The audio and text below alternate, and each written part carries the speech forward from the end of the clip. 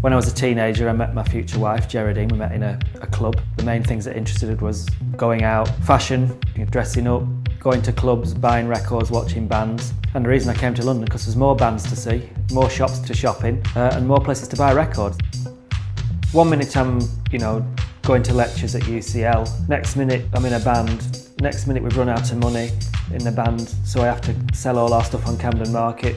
Next minute we realise actually it's quite good selling things on Camden Market. Look at all this money we've got and we can do this and can buy more of this stuff. Geraldine got an order from Macy's New York, the big department store. We didn't have a clue who the hell they were. But we came up with the label Red or Dead. Within the next 16, 17 years we'd got 400 employees, multi-million turnover, 20 odd shops around the world. We won Designer of the Year for 3 years on a row and became pretty well known, and a brand, we sold the brand in the late 90s, but it's a brand that still resonates internationally today.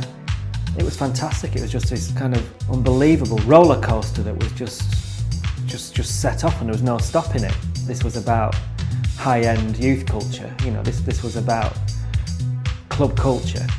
We came up with the attitude that design is about improving things that matter in life and that we would only do things that did improve people's lives. So that allowed us to then concentrate on urban design, to work on affordable housing. We've got Vintage by the Sea in Morecambe, and we do this thing called the Classic Car Boot Sale. At the South Bank we've been doing that, where we just get amazing classic cars and young people selling out of the back of them in the way that we sold at Camden when we started. In a way we're against fashion, and that's why there was always a deeper thing to Red or Dead. We had to have other things that stopped it just being this season's spots are the new stripes, darling, or black is the new brown. I can't bear all of that.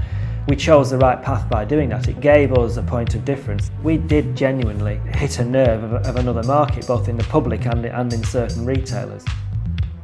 If I had to say one highlight of mine and Geraldine's career, it would be the Staithes South Bank housing development in Gateshead.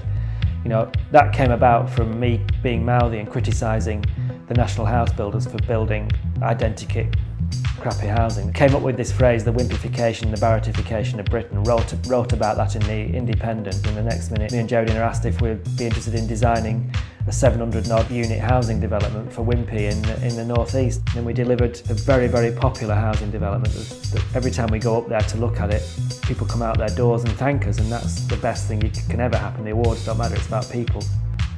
If you've got something and you feel passionate about it, have a go. Don't fear failure, but only do something that you really feel passionate about. It really helps. If you can actually think, this makes me want to do something, half the battle's won then if you really want to do it.